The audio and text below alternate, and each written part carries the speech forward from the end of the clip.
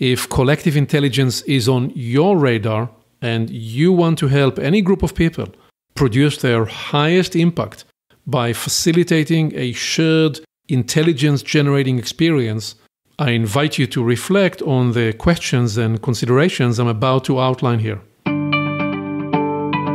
Welcome to Create New Futures, a show about thought-provoking ideas and practices you can use to create and shape your future in life and in business. Join Aviv Shahar, author and innovation strategy consultant, as he shares his proven strategies that have helped clients create breakthrough results. Aviv has guided executives at Fortune 100 companies, and now he wants to help you.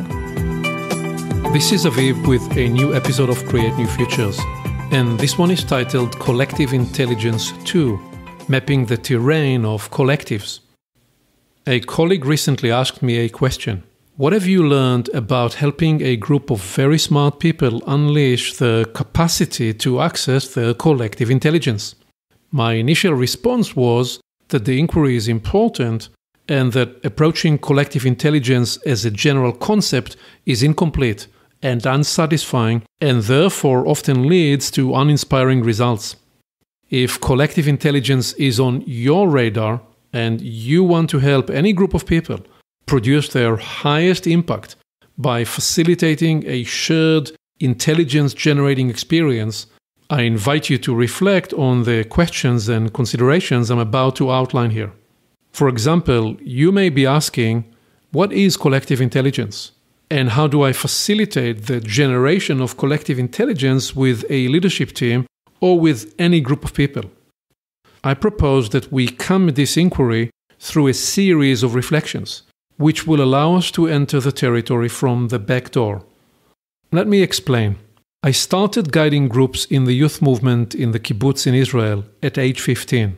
And so for about 45 years now, as my work expanded, I've been designing and facilitating discovery, learning, and transformational experiences with groups, cohorts, teams, organizations, and communities.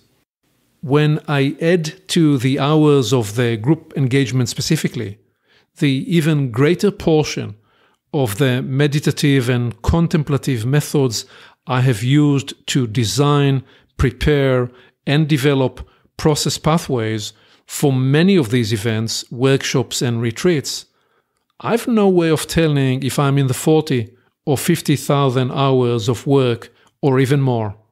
Whatever way I look at it, I have several multiples on the 10,000 hours rule.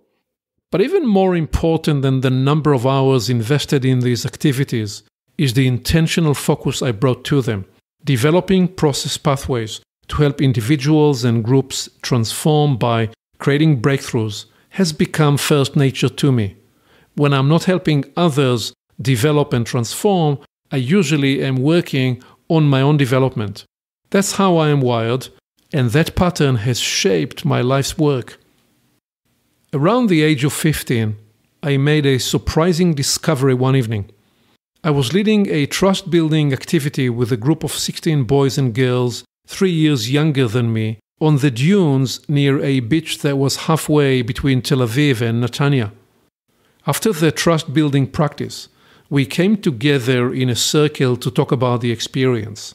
As the circle conversation started, I suddenly realized that something miraculous was going on.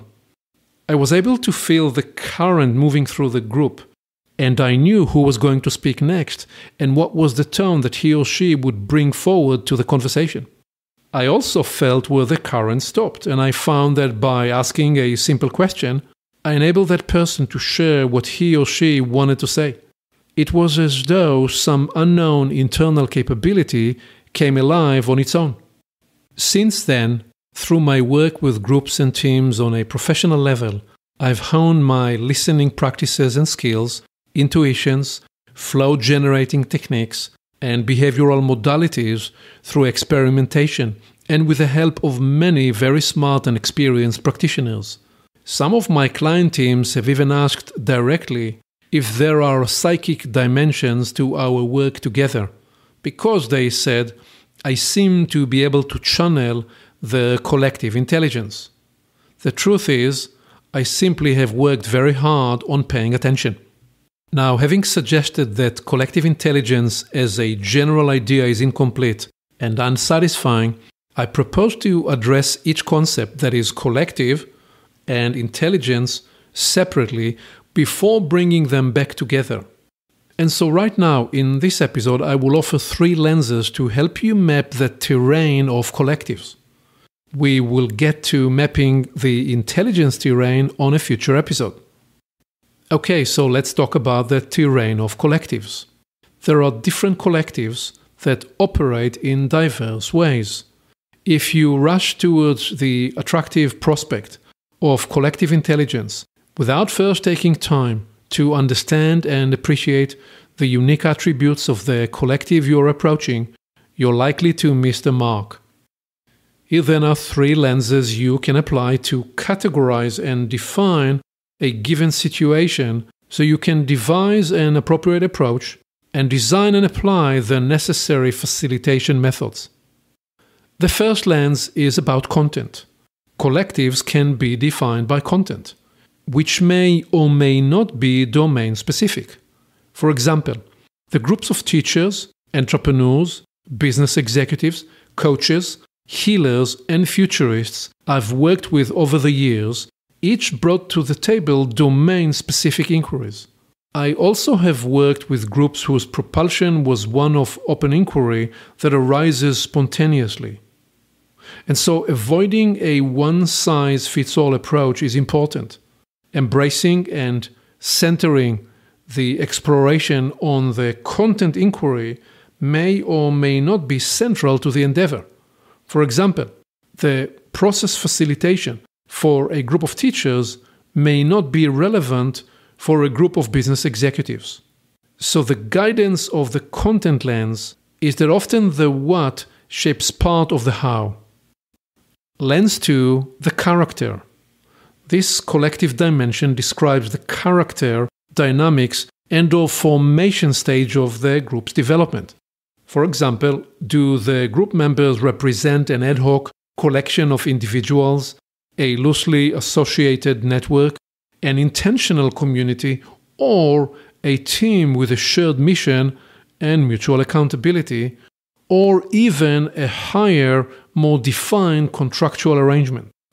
Each of those 5 scenarios I just outlined will encounter a different set of dynamics, challenges, and opportunities. Here are some reflective inquiries to consider as you seek to understand the character of a given collective. Number 1, are the members in a terms definition stage, or have they developed a shared frame of reference? Number 2, do they have similar or opposing needs? Number 3, have they developed ways, means, and rituals, or do they have a need and a desire to develop these? Number 4, how are influence and decision power distributed? And number 5, how do they manage together through a challenging crisis? These inquiries will reveal the character and the maturation of the group, which then shapes the range of what it can do at this point and also what it cannot yet do at that point.